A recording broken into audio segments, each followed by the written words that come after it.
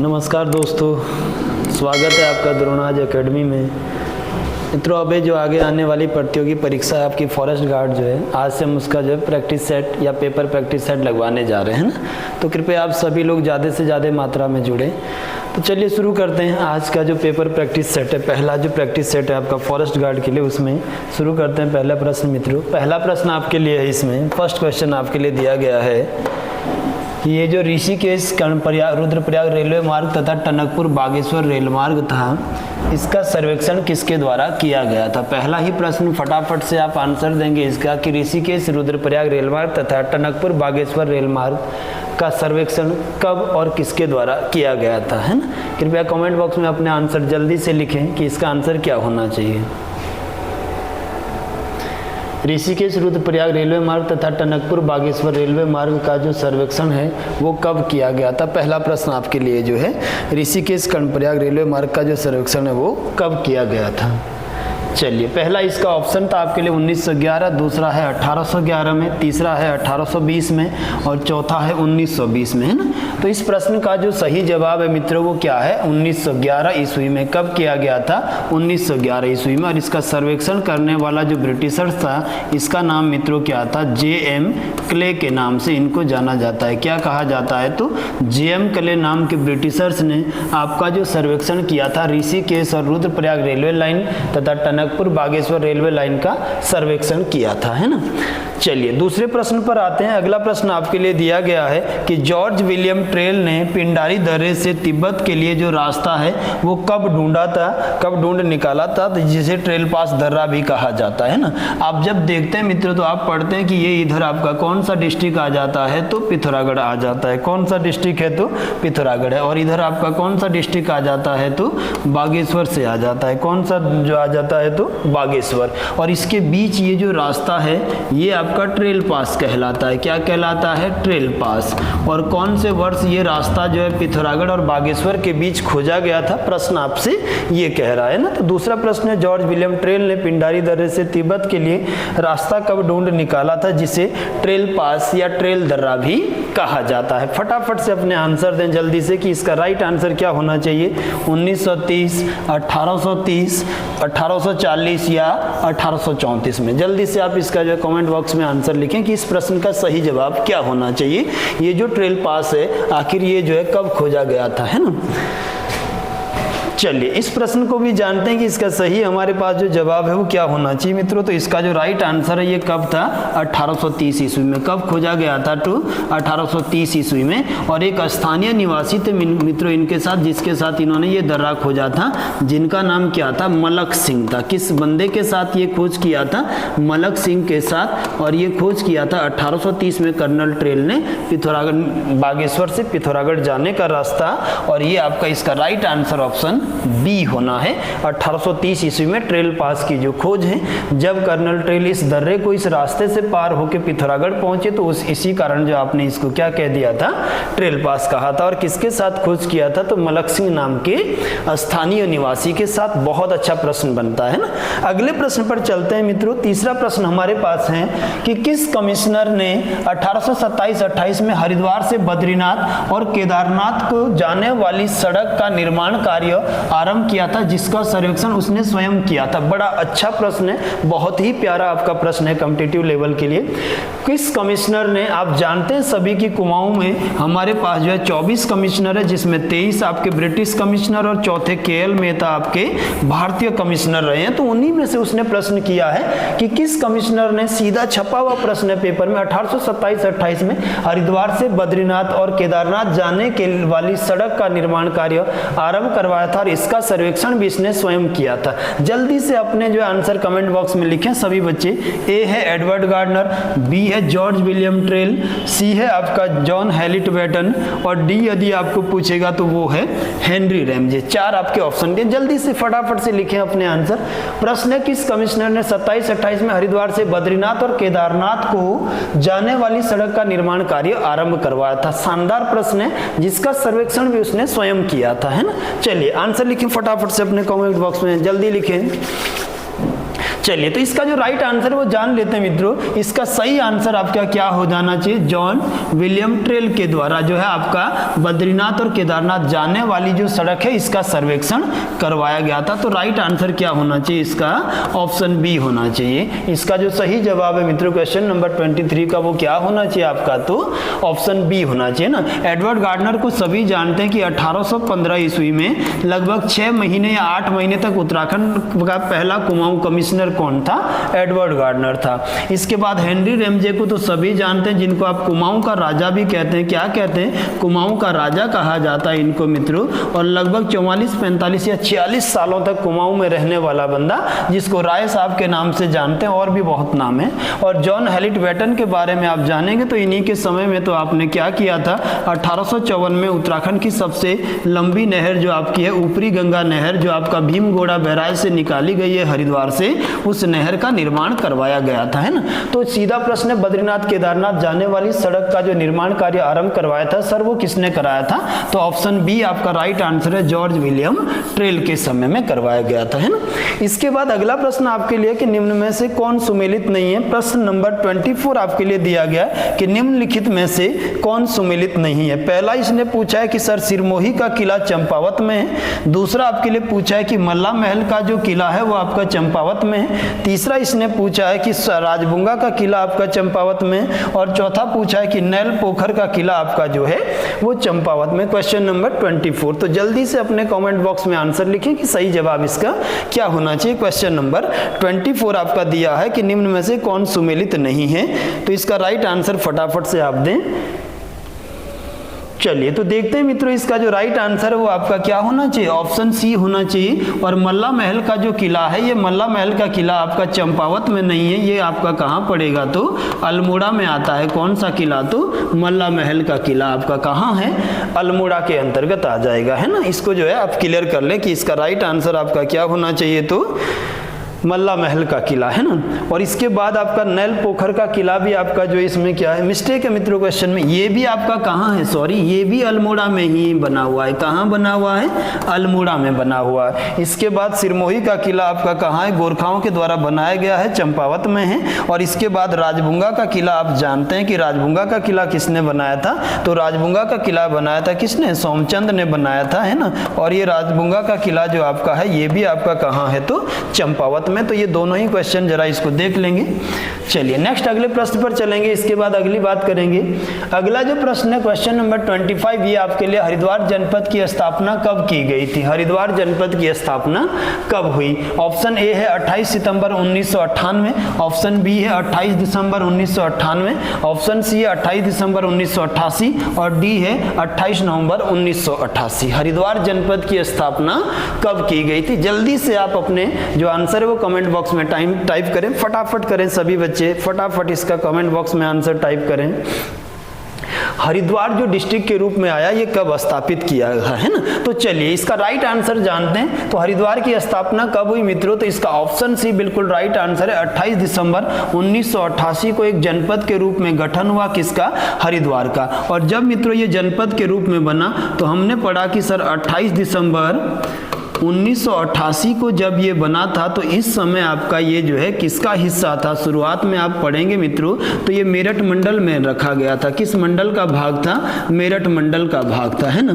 फिर आप जानते हैं कि सर आगे बढ़े तो लगभग 1997 की बात है और 1997 में इसको मेरठ मंडल से हटाकर कहाँ रखा गया था? सहारनपुर मंडल में इस डिस्ट्रिक्ट को रखा गया था। अब किसमें शामिल किया गया था? सहारनपुर मंडल में। और फिर जैसे ही उत्तराखंड बना 9 नवंबर 2001 को, 9 नवंबर 2000 को आपका उत्तराखंड बना, वैसे ही आपने देखा कि इसको उत्तराखंड का एक जिला बना दिया गया, है ना। तो स्थापना कब हुआ? इसका राइट आंसर आपका क्या होना चाहिए? सी आपका राइट आंसर है ना। उत्तराखंड जिलों की स्थापना की बात करेगा तो सबसे पहले आपने 1817 में मित्रों किसका गठन किया था? देहरादून का। फिर आप पढ़ते हैं 1840 में आपने किसको बनाया? पौड़ी गढ़वाल की स्थापना करी। फिर आप पढ़ते हैं, आगे बढ़ते हैं तो 1949 में आपने किसको बनाया? टिहरी गढ़वाल को स्थापना किया, है ना। फिर आप आगे बढ़ते हैं तो 1960 में आपने 3 जिले बनाए, 24 फरवरी 1960 चमोली, उत्तरकाशी और आपने कौन सा बनाया, पिथौरागढ़। फिर आप आगे बढ़ते हैं तो आप पढ़ते हैं 28 दिसंबर 1988 को आपने किसको बनाया, हरिद्वार को। फिर आप आगे बढ़ते हैं यहाँ से, इसके बाद बीच में जो है आपने 2 जिले यहाँ पर बनाए थे, कब, 1891 में मित्रों। एक आपका क्या था, अल्मोड़ा था और दूसरा आपका क्या था, नैनीताल था। फिर आप आगे चलते हैं तो आप पढ़ते हैं कि 30 सितंबर 1995 को आपने बनाया कौन सा जिला, उधम सिंह नगर। फिर आगे चलते हैं तो आप पढ़ते हैं कि आपने 1997 में 3 जिलों का गठन करवाया, चंपावत, बागेश्वर और रुद्रप्रयाग, है ना। तो चलिए इस प्रश्न का राइट आंसर हमारा हो गया कि हरिद्वार का हमने गठन किया 28 दिसंबर 1988 को और मेरठ मंडल में था, 97 में आपका सहारनपुर मंडल में आया और 9 नवंबर 2000 के बाद उत्तराखंड का एक डिस्ट्रिक्ट बना, गढ़वाल मंडल का पार्ट बना।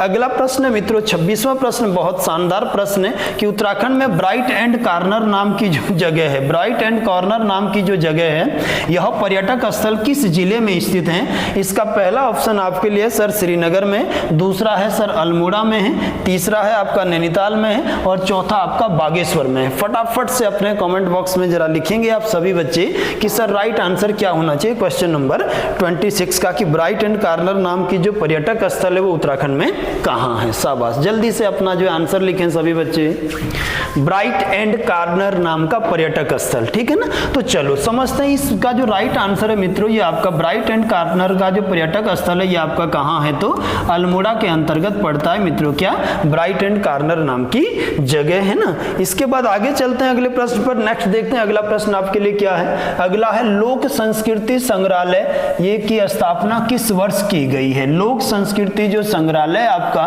ये जो म्यूजियम है आपका, है ना, फोल्क म्यूजियम है मित्रों, ये आपका कब स्थापित किया गया। बड़ा अच्छा प्रश्न है।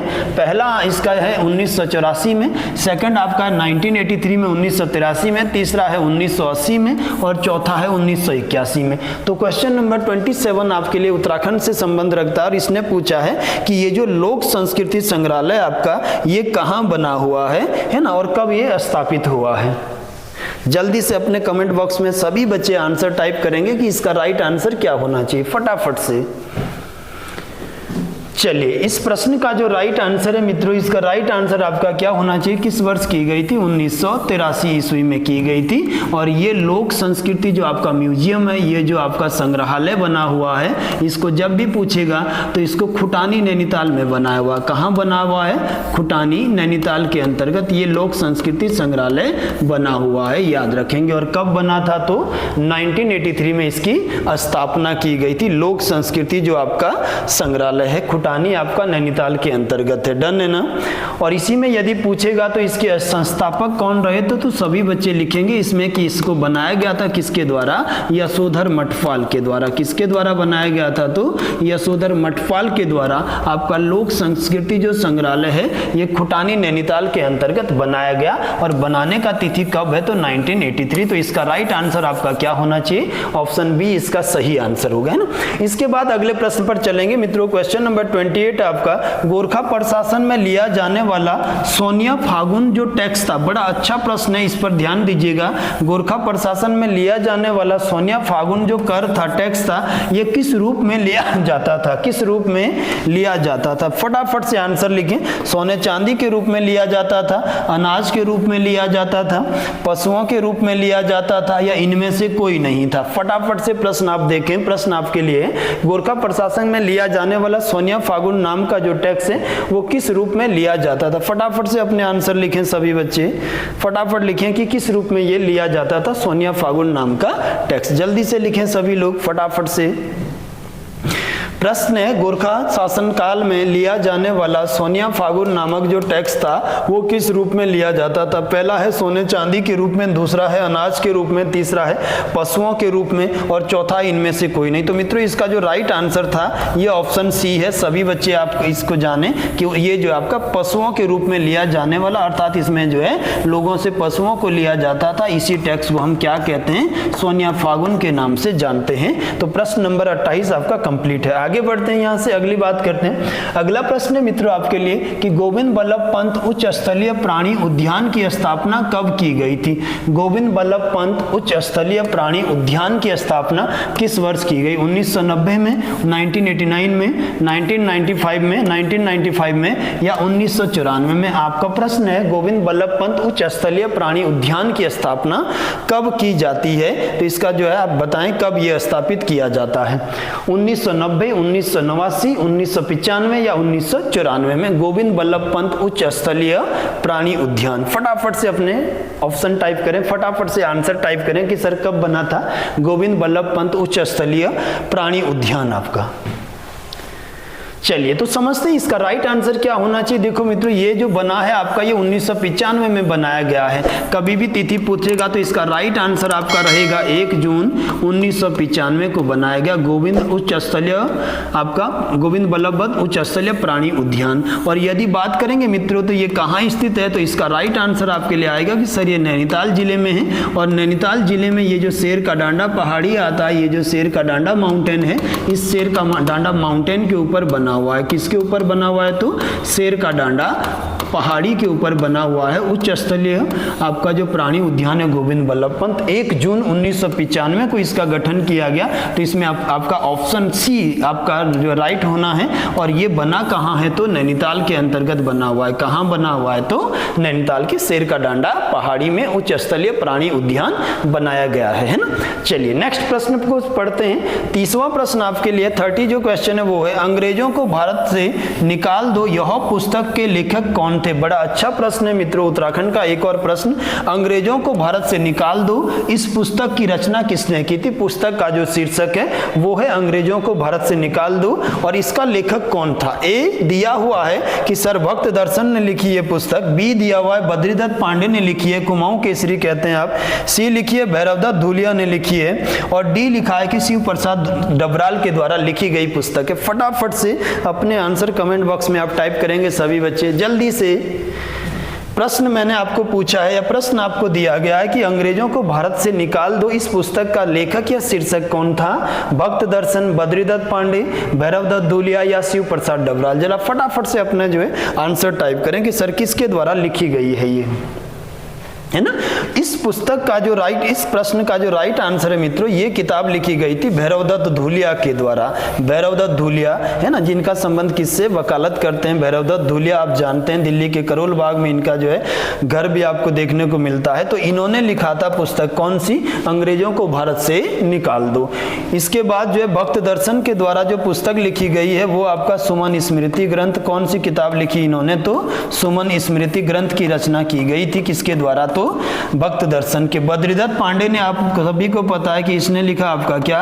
कुमाऊं का इतिहास। कौन सी पुस्तक लिखी? कुमाऊं का इतिहास नामक पुस्तक लिखी। और ये पुस्तक इन्होंने 1937 में जो आपका बरेली जेल में रहते हुए लिखी थी। पुस्तक का नाम क्या है? कुमाऊं का इतिहास। शिव प्रसाद डबराल जो पौड़ी गढ़वाल के हैं, इन्होंने उत्तराखंड के इतिहास को लगभग 24 या 25 भागों में अलग अलग प्रकार से लिखा था और इनका संबंध आपका पौड़ी गढ़वाल से था। इनकी जन्म जो आपका इनकी जो कर्म स्थली है जहां से इन्होंने इनकी रचना की वो दुगड्डा लिखा जाता है ना। तो यहाँ राइट आंसर है कि सर भैरवदत्त धूलिया ने अंग्रेजों को भारत से निकाल दो नामक पुस्तक की रचना किया है। भक्त दर्शन ने आपका सुमन स्मृति ग्रंथ लिखा है। बद्रीदत्त पांडे ने कुमाऊं का इतिहास 1937 में लिखा है और शिव प्रसाद डबराल ने उत्तराखंड के इतिहास को, गढ़वाल का इतिहास विशेषकर या उत्तराखंड का इतिहास 24-25 भागों में लिखा हुआ है ना। चलिए अगले प्रश्न पर चलते हैं, यहाँ से अगली बात कर लेते हैं। अगला प्रश्न है 31वां प्रश्न आपके लिए छपा हुआ है। टनकपुर को किस वर्ष अल्मोड़ा में शामिल किया गया था? या कौन सा वो वर्ष है जब टनकपुर मित्रों चंपावत के अंतर्गत है, गढ़वाल का ग्रास्टिनगंज कहते हैं। अंग्रेज अधिकारी यहाँ घूमने आए थे, टाल्क महोदय, उनके द्वारा बसाया गया है। इसका नाम टाल्कपुर या टनकपुर तभी से रखा गया है और ये चंपावत के पूर्वी छोर पर है। लेकिन प्रश्न आपके लिए पूछा गया है कि सर टनकपुर को किस वर्ष अल्मोड़ा में शामिल किया गया था? कब अल्मोड़ा का पार्ट बनाया गया था? 1996 में, 1896 में, 1868 में आपके लिए प्रश्न बनना है तीसरा, और चौथा है 1891 में। जल्दी से आप सभी बच्चे इस प्रश्न का आंसर जो है कमेंट बॉक्स में टाइप करेंगे, फटाफट से बताएंगे कि सर इसका राइट आंसर क्या होना चाहिए। प्रश्न है आपके लिए, टनकपुर को कब किस वर्ष अल्मोड़ा में शामिल किया गया था? जल्दी से इसका आंसर लिखेंगे कि राइट आंसर क्या होना चाहिए। चलिए फटाफट से समझते हैं मित्रों, इसका जो राइट आंसर है आपका ये जो है 1896 के समय था, और 1896 में ये जो टनकपुर है, यदि आप मैप में देखो मित्रों, उत्तराखंड के मैप में, तो इस तरह उत्तराखंड का मैप है, और टनकपुर आपका वर्तमान में ये चंपावत के अंतर्गत ये वाली जगह पर आता है ना। लेकिन उस समय अल्मोड़ा जनपद के अंतर्गत, क्योंकि चंपावत का तो गठन हमने कब किया? 1997 में, तो टनकपुर को 1896 में आपने अल्मोड़ा के अंतर्गत शामिल किया था। बड़ा शानदार प्रश्न है, बड़ा अच्छा प्रश्न है, ये ध्यान रखिएगा आप, है ना। तो वही वो बोल रहा है कि सर टनकपुर कब इसका पार्ट बना था, तो 1896 में। अगले प्रश्न पर आते हैं सभी बच्चे, नेक्स्ट पढ़ते हैं। 32वां प्रश्न है कि कौन सी जगह, कौन सा स्थान जिसका नाम जुरापानी है, उत्तराखंड की वो कौन सी जगह है जो जुरापानी के नाम से जाना जाता है? ए है मुनस्यारी, पिथौरागढ़ का शहर है, बी है उत्तरकाशी, सी है मित्रों त्यूनी, और डी है आपका मसूरी। आप जल्दी से कमेंट बॉक्स में इस प्रश्न का आंसर टाइप करेंगे कि सर इसका राइट आंसर क्या होना चाहिए। जुरापानी किसका प्राचीन नाम था उत्तराखंड में, किस शहर का प्राचीन नाम था? फटाफट से जरा टाइप करें इसका क्या होना चाहिए राइट आंसर। फटाफट से लिखेंगे कि जुरापानी के नाम से कौन जाना जाता था। चलिए यहाँ इस प्रश्न को चर्चा कर लेते हैं। सर जो मसूरी आपका है, मसूरी का जो प्राचीन नाम है, मसूरी शहर को हम किस नाम से जानते थे? तो मसूरी का पुराना नाम आपको क्या लिखा जाता है? जुरापानी के नाम से मसूरी को जाना जाता है ना। अन्य नाम आप जानते हैं कि सर मसूरी को ही भारत का एडिनबरा कहा जाता है। क्या कहते हैं? भारत का एडिनबरा के नाम से जाना जाता है। क्या कहते हैं मित्रों? भारत का एडिनबरा। अगला ही आप जानते हैं कि मसूरी को पहाड़ों की रानी के उपनाम से भी जाना जाता है। क्या कहते हैं? तो पहाड़ों की रानी। अगला ही प्रश्न आप पढ़ते हैं कि मसूरी को सर यमुनोत्री और गंगोत्री धामों का प्रवेश द्वार कहते हैं। गंगोत्री प्लस यमुनोत्री का प्रवेश द्वार मसूरी को कहते हैं। तो जुरापानी भी किसका प्राचीन नाम है? तो मसूरी का, है ना। इसके बाद मुनस्यारी, पिथौरागढ़ का जो प्राचीन नाम मिलता है आपको, वो लिख लेंगे सभी बच्चे। तिकसैन के नाम से मुनस्यारी को जानते हैं। क्या इसका नाम था? तिकसैन, और ये उत्तराखंड ग्रुप से आपसे रिपीट किया हुआ है। त्यूनी का जो प्राचीन नाम है मित्रों, वो आप देखेंगे कि ये जो त्यूनी शहर है हनोल के आगे आकर आपका टोंस नदी के बॉटम पर, इसका प्राचीन नाम गुदिया खाटल था। त्यूनी का प्राचीन नाम क्या था मित्रों? तो गुदिया खाटल। और उत्तरकाशी के लिए नाम आते हैं तो सबसे पहले आप जानते हैं कि सर इसको हम बाड़ाहाट कहते हैं। क्या कहते हैं? बाड़ाहाट। दूसरा ही नाम हम जानते हैं कि मित्रों हम इसको क्या कहते हैं? सौम्यकाशी कहते हैं। सर क्या कहते हैं? सौम्यकाशी। और तीसरा नाम हम पढ़ते हैं तो इसको हैनसांग, जो आपका शत्रुघ्न नगर कह के गया था। क्या कह के गया था? शत्रुघ्न नगर। तो बड़ा शानदार ये प्रश्न था, काफी चीजें आपका क्लियर हो गया। जुरापानी मसूरी का प्राचीन नाम था, मसूरी के लिए जुरापानी कहते थे। मसूरी को ही भारत का एडिनबरा कहते हैं। क्या कहते हैं? भारत का एडिनबरा, पहाड़ों की रानी, गंगोत्री यमुनोत्री धामों का प्रवेश द्वार, है ना। मसूरी के लिए जुरापानी आता था। मुनस्यारी पिथौरागढ़ का है, जिसके लिए तिकसैन नामक शब्द है। उत्तरकाशी का बाड़ाहाट, सौम्यकाशी और शत्रुघ्न नगर है। और यदि आप त्यूनी का नाम पढ़े, देहरादून का एक शहर है जो टोंस और पावर नदियों के तट पर अवस्थित है, जिसको गुदिया खाटल के नाम से जाना जाता था। चलिए नेक्स्ट प्रश्न पर चलते हैं, अगले प्रश्न की बात करते हैं। अगला प्रश्न आपके लिए क्या दिया हुआ है? सभी बच्चे जो है फटाफट से कमेंट बॉक्स में इसके आंसर देते रहे, जितने भी प्रश्न आपसे पूछते जा रहे हैं, इससे आपका प्रैक्टिस जो है बेहतर बन जाएगा। क्वेश्चन नंबर 33 आपके लिए, सर्वप्रथम किस पंवार शासक ने दापा तिब्बत पर आक्रमण किया था? शानदार प्रश्न है, और उत्तराखंड में अब तक लगभग 3 बार रिपीट किया गया प्रश्न है मित्रों। बहुत अच्छे से आप इसको आंसर करें। प्रश्न है कि किस पंवार शासक के द्वारा दापा तिब्बत पर अटैक किया गया था? यदि हम प्रश्न को समझे मित्रों, तो इस तरह का ये आपका मैप आ जाता है, और ये आपका पंवार डायनेस्टी गढ़वाल के अंतर्गत ये आता है पंवार। और ये तिब्बत का एक क्षेत्र था जिसको आप दापा कहते हैं, और दापा बड़ा फेमस राज्य था तिब्बत का। तो यही पूछा है कि किसने जो इस दापा पर अटैक किया था, है ना। पहला प्रश्न है, पहला आंसर है कनकपाल ने, दूसरा है विजयपाल के द्वारा, तीसरा है मानसा के द्वारा, चौथा है सोनपाल के द्वारा। बड़ा तगड़ा और बहुत शानदार प्रश्न है मित्रों। फटाफट से इसका आंसर अपने कमेंट बॉक्स में टाइप करें, जल्दी लिखेंगे सभी बच्चे, शाबाश, फटाफट से।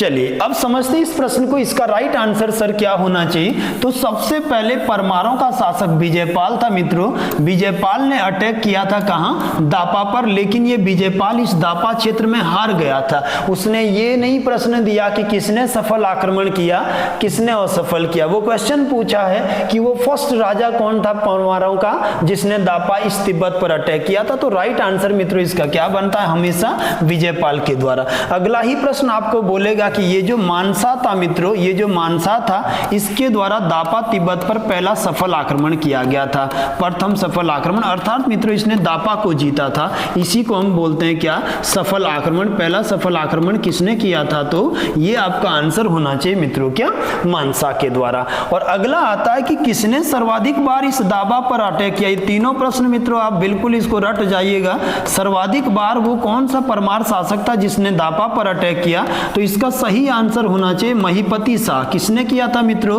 महिपति शाह ने, और इसने 3 बार दापा पर अटैक किया था, तीनों बार विजय पाई थी दापा के अभियानों में। तो बड़ा अच्छा प्रश्न है, बहुत शानदार प्रश्न है। पहला प्रश्न कि किस परमार शासक के द्वारा दापा पर सफल आक्रमण किया गया, तो दापा पर आक्रमण किया गया विजयपाल, लेकिन वो हार गया। दूसरा प्रश्न कि दापा पर सफल करने वाला राजा, आक्रमण करने वाला राजा कौन है, मानसा।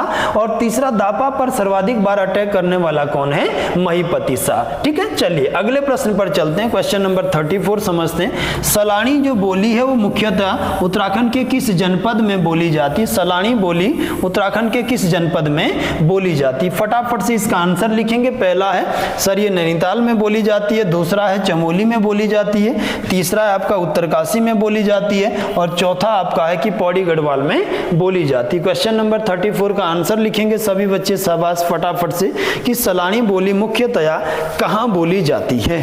फटाफट से कमेंट बॉक्स में लिखें सभी बच्चे, जल्दी जल्दी अपने आंसर लिखें सभी बच्चे, कि सलानी बोली आपका किस क्षेत्र में बोली जाती है ना। तो इसका जो राइट आंसर होना चाहिए मित्रों, ये कहाँ बोली जाती है, तो पौड़ी गढ़वाल के अंतर्गत बोली जाती है। कहाँ बोली जाती है, तो पौड़ी गढ़वाल में बोली जाती है। कौन सी बोली आपका, तो सलानी बोली है ना। नेक्स्ट अगले प्रश्न पर चलिएगा, नेक्स्ट पर बात कर लेते हैं। अगला जो प्रश्न है आपका वो 35वां प्रश्न इसने दिया हुआ है कि वंडरिंग इन द हिमालय नामक पुस्तक किसके द्वारा लिखी गई है। बड़ा अच्छा प्रश्न है। वंडरिंग इन द हिमालय नाम की जो पुस्तक है वो किसने लिखी है, तो पहला है जेएम क्ले, दूसरा है रस्किन बॉन्ड, तीसरा है आपका पीटर बैरन, और चौथा है सुरेंद्र सिंह पांगती। फटाफट से इसको बताएंगे। वंडरिंग इन द हिमालय जो पुस्तक है इसका लेखक कौन था, कमेंट बॉक्स में टाइप करेंगे सभी बच्चे शाबाश फटाफट से लिखेंगे। वंडरिंग इन द हिमालय किसकी रचना है, जल्दी से लिखेंगे। वंडरिंग इन द हिमालय जो पुस्तक लिखी गई है वो किसने लिखा है, JM Clay, Ruskin Bond, Peter Baron या सुरेंद्र सिंह पांगती। चलिए इस प्रश्न का भी राइट आंसर समझते हैं मित्रों। इसका राइट आंसर क्या है, ऑप्शन सी है। और किसने लिखा इसको, तो पीटर बैरन के द्वारा ये पुस्तक लिखी गई है। और ये लिखी गई है कब, 1841 ईस्वी में इस पुस्तक की रचना की गई। किसके द्वारा, पीटर बैरन के द्वारा ही लिखी गई है ना। यहीं पर हम लिखते हैं कि ये जो पिलग्रिमेज नाम की पुस्तक लिखी है, पिलग्रिमेज, ये भी इंपॉर्टेंट है मित्रों। और ये पिलग्रिमेज नाम की पुस्तक भी किसने लिखी थी, तो पीटर बैरन के द्वारा लिखी गई है। किसके द्वारा, पीटर बैरन। यहीं पर आता है कि हिमालय नाम की जो पुस्तक लिखी गई है, हिमालय नाम की पुस्तक भी लगभग जो है 1840 में आपका पीटर बैरन के समय में ही पीटर बैरन के द्वारा लिखी गई है। हम समझते हैं कि पीटर बैरन कौन था, तो सभी बच्चे जानते हैं कि सर 1841 में नैनीताल की खोज करने वाला जो पहला बंदा था वो कौन था, पीटर बैरन था। इस समय नैनीताल का जो थोकदार था, जो दीवान था, वो कौन था, तो नूर सिंह नाम का थोकदार यहाँ पर जमीन इसके पास था।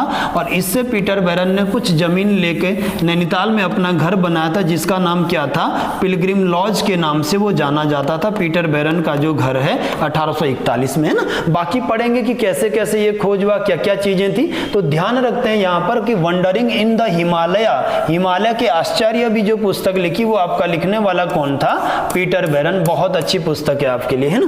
नेक्स्ट आगे बढ़ते हैं, यहां से अगली बात करते हैं। 36वां 37वां प्रश्न आपके लिए आया हुआ है कि यमदीप जो उत्सव मनाया जाता है वो उत्तराखंड में किस स्थान पर मनाया जाता है। बड़ा प्यारा और एडवांस प्रश्न है मित्रों, फटाफट से इसका आंसर लिखेंगे। पहला है सर रुद्रप्रयाग में मनाया जाता है, दूसरा है पिथौरागढ़ में मनाया जाता है, तीसरा है देहरादून में मनाया जाता है, चौथा है आपका उत्तरकाशी में मनाया जाता है। यमदीप जो उत्सव है वो कहाँ मनाया जाता है, फटाफट से आंसर करेंगे सभी बच्चे इसका कि यमदीप उत्सव उत्तराखंड में कहाँ मनाया जाता है।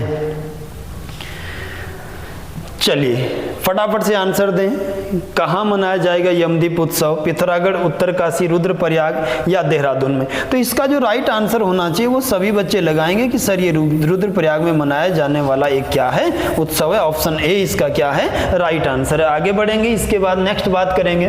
37वां प्रश्न आपके लिए लिखा हुआ है, हाट का नौला राज्य में कहाँ स्थित है, लोहाघाट में, चमोली में, मुनस्यारी में या डीडी हाट में। हाट का जो नौला है, हाट जो नौला है मित्रों, पौराणिक जो स्थल है नौला, ये आपका कहाँ बना हुआ है। जल्दी से आप लोग इसके आंसर कमेंट बॉक्स में टाइप करेंगे। क्वेश्चन नंबर 37 आपका, हाट का नौला उत्तराखंड में कहाँ स्थित है। फटाफट से आंसर लिखना शुरू करेंगे सभी बच्चे। लोहाघाट, चमोली, डीडी हाट या मुनस्यारी।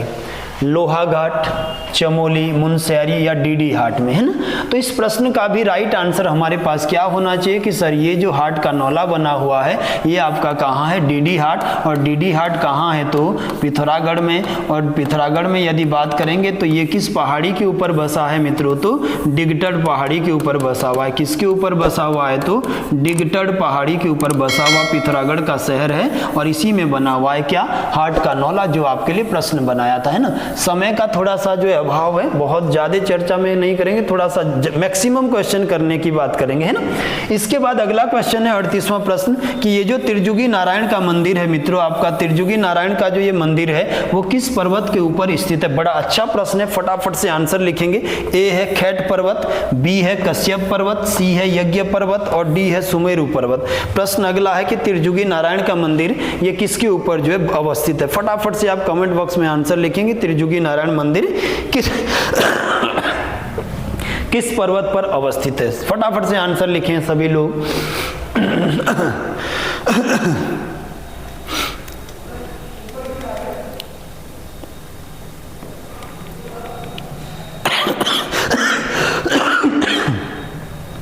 तो इसका जो राइट आंसर है मित्रों ये आपका क्या होना चाहिए, ऑप्शन डी आना चाहिए। और इसका राइट आंसर क्या है, यज्ञ पर्वत के ऊपर बसा हुआ है क्या, त्रिजुगी नारायण का जो मंदिर। और कहते हैं कि इसी पर्वत के ऊपर भगवान शिव और प्लस पार्वती का जो विवाह हुआ था वो इसी पर्वत के ऊपर करवाया गया था। ये आप ध्यान रखें। तो कहाँ किस पर हुआ है, यज्ञ पर्वत के ऊपर जो आपका त्रिजुगी नारायण मंदिर और शिव और पार्वती के विवाह से संबंधित है। अगले प्रश्न पर चलते हैं। यहाँ से नेक्स्ट बात करते हैं क्वेश्चन नंबर 39 का। इसका है कादम्य शब्द उत्कीर्ण मुद्राएं किस वंश से संबंधित है। आपको बोला गया कि ये जो कॉइन से आपका इस तरह का सिक्का बना हुआ है और इसमें आपका कादम्य लिखा हुआ है। क्या लिखा हुआ है इस कॉइन्स में, कादम्य। और इस प्रकार की मुद्राएं, ये जो आपको सिक्का मिला है वो किस राजवंश से संबंधित है। बड़ा शानदार प्रश्न है, बहुत अच्छा प्रश्न आपके सामने है। कादम्य शब्द उत्कीर्ण मुद्राएं किस वंश से संबंधित है। तो सबसे पहले ये जो कॉइन से आपका ये जो सिक्का आपका बना हुआ है कादम्य नाम का, ये किस राजवंश से संबंधित है। आंसर इसका आप पहला दे रहा है कत्यूरी से, दूसरा बोल रहा है कुणिद से, तीसरा आपका बोल रहा है पंवार से और चौथा बोल रहा है चंदवंश से। तो सभी बच्चे फटाफट से अपने कमेंट बॉक्स में इस प्रश्न का आंसर दें हमें कि राइट आंसर इसका क्या होना चाहिए। कादम्य शब्द उत्कीर्ण जो मुद्राएं हैं वो किस वंश से संबंधित है, कत्यूरियों से है, कुणिद से है, पंवार से है या चंद से है। फटाफट से अपने कमेंट बॉक्स में आंसर टाइप करें कि सर इसका राइट आंसर क्या होना चाहिए। कादम्य शब्द उत्कीर्ण मुद्राएं किस वंश से संबंधित है। और थोड़ा जल्दी आप करेंगे क्योंकि हमें मैक्सिमम आपको क्वेश्चन देना है। नेक्स्ट आपका जो है 9 या 10 तारीख में फॉरेस्ट गार्ड का पेपर है। तो फटाफट से आप आंसर लिखें कि कादम्य शब्द उत्कीर्ण मुद्राएं किस वंश से संबंधित है। फटाफट से आंसर लिखेंगे सभी बच्चे। ए कत्यूरी, बी कुणिद है, सी पंवार है और डी आपका जो है चंद है ना। तो चलिए इसका जो राइट आंसर है मित्रों आपका वो ऑप्शन बी होना चाहिए। और कुणिद वंश से संबंधित जो मुद्राएं हैं उन्हीं के ऊपर लिखा हुआ है क्या, कादम्य जो है आपकी मुद्राएं कहा जाता है ना। किस राजवंश से संबंधित, तो कुणिद राजवंश का। अब मित्रों कुणिद राजवंश की बात करेंगे तो कुणिद राजवंश में पहला जो चरण था ये आपका पढ़ते हैं आप राजा सुबाहु का चरण है। किसका चरण है, सुबाहु का चरण है। और दूसरा जो चरण आएगा वो मौर्य शासक अशोक का चरण है। और तीसरे चरण की जो मुद्राएं हम पढ़ेंगे, इसमें अमोघ भूति की मुद्राएं, इसमें छत्रेश्वर की मुद्राएं, इसमें अल्मोड़ा प्रकार की 3 अलग अलग तरह के आपको कॉइन्स देखने को मिलेंगे, है ना।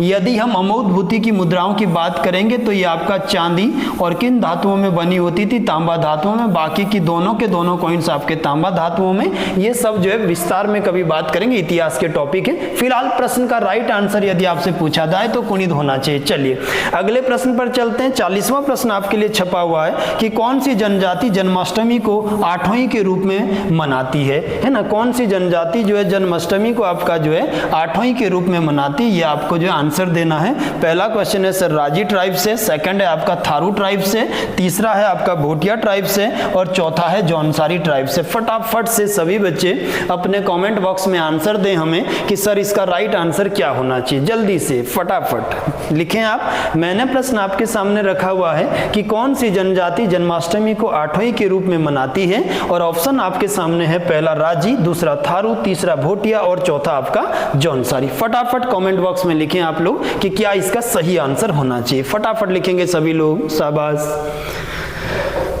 कौन सी ऐसी ट्राइब्स है जो जन्माष्टमी को आठवीं त्योहार के रूप में मनाती है ना, तो इसका राइट आंसर होना चाहिए ऑप्शन डी।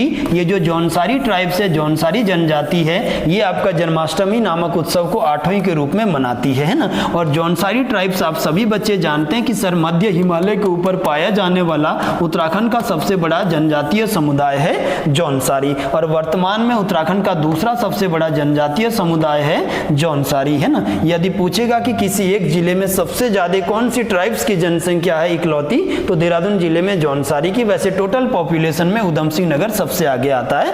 तो ये जो ट्राइबल क्षेत्र है, ये जो ट्राइबल जनजाति है, ये आपका आठवीं त्योहार को, जन्माष्टमी को आठवीं के रूप में मनाती है। नेक्स्ट पर चलते हैं, अगले प्रश्न की बात कर लेते हैं। और अगला प्रश्न आपके लिए है, ये है क्वेश्चन नंबर 41। सूलकुंड, ये जो सूलकुंड बना है ये किस जिले में स्थित है। बड़ा प्यारा प्रश्न है। इस तरह आपका कुंड है ये, है ना, और इसका नाम क्या है मित्रों, तो सूलकुंड है। और ये सूलकुंड किस जिले में है उत्तराखंड के। फटाफट से इसका आंसर आपको लिखना है। सर चमोली, सेकंड लिखना है रुद्रप्रयाग, तीसरा आपको बोलना है उत्तरकाशी और चौथा टिहरी गढ़वाल। फटाफट से कमेंट बॉक्स में सभी बच्चे मुझे आंसर देंगे, शाबाश, फटाफट करिएगा। प्रश्न नंबर आपका ये है 41 और इसमें आपसे पूछा गया है कि ये जो सूलकुंड है वो किस जिले में है ना। फटाफट से ध्यान रखेंगे कि कहाँ होना चाहिए सूलकुंड, चमोली, रुद्रप्रयाग, उत्तरकाशी या टिहरी गढ़वाल। तो इसका जो राइट आंसर है मित्रों, ये आपका क्या आना चाहिए, सर उत्तरकाशी में अवस्थित है सूलकुंड। और यहीं पर उत्तरकाशी में आप सभी बच्चे पढ़ते हैं कि सर उबलते हुए जल का जो ताल है फाचखंडी बयां ताल, ये फाचखंडी बयां ताल उत्तरकाशी के यमुनोत्री में है। यहीं पर आपका क्या पड़ता है, तो सूर्यकुंड भी आपका क्या है, उत्तरकाशी के यमुनोत्री क्षेत्र में ही आता है। तो उन्हीं में से आपने बात किया कि सूलकुंड कहाँ है, तो उत्तरकाशी में। अगला प्रश्न है 42वां, वेणी माधव मंदिर कहाँ स्थित है। उत्तराखंड में फेमस मंदिर है मित्रों वेणी माधव का मंदिर, और ये किस जिले में है, नैनीताल में, बागेश्वर में, रुद्रप्रयाग में या पिथौरागढ़ में। वेणी माधव का जो मंदिर है, क्वेश्चन नंबर 42। फटाफट से सभी बच्चे लिखें अपने, जल्दी जल्दी से आप आंसर अपने टाइप करें कि सर इसका राइट आंसर क्या होना चाहिए। वेणी माधव जो मंदिर है वो कहाँ है उत्तराखंड में, शाबाश, जल्दी जल्दी से लिखेंगे। क्वेश्चन नंबर 42 आपके सामने है, वेणी माधव मंदिर उत्तराखंड में कहाँ है, तो फटाफट से लिखेंगे। वेणी माधव मंदिर ए में है नैनीताल, बी में है बागेश्वर, सी में है रुद्रप्रयाग, डी में है पिथौरागढ़। फटाफट से आप इसका आंसर लिखेंगे, है ना। तो इस प्रश्न का जो राइट आंसर है मित्रों, ये आपका कहाँ होना चाहिए, बागेश्वर में आपका वेणी माधव मंदिर। कौन सा मंदिर, वेणी माधव मंदिर, है ना, ये ध्यान रखना। इसका राइट आंसर क्या है, बागेश्वर। आगे चलते हैं, यहाँ से अगले प्रश्न की बात करते हैं। अगला जो प्रश्न है क्वेश्चन नंबर 43, उत्तराखंड की फेमस खीरों घाटी, ये खीरों वैली, खीरों घाटी कहाँ स्थित है। पहला है जोशीमठ में, दूसरा है पिथौरागढ़ में, तीसरा है रुद्रप्रयाग में और चौथा हम आप देख रहे हैं उत्तरकाशी में। उत्तराखंड की फेमस खीरों जो वैली है, खीरों जो घाटी है, ये क्वेश्चन नंबर 43 है, ये कहाँ स्थित है, तो ए जोशीमठ, पिथौरागढ़, रुद्रप्रयाग या उत्तरकाशी के अंतर्गत, है ना। और इसका फटाफट से आंसर टाइप करेंगे कि सर कहाँ होना चाहिए खीरों वैली, खीरों घाटी उत्तराखंड में। जल्दी से आप लिखें।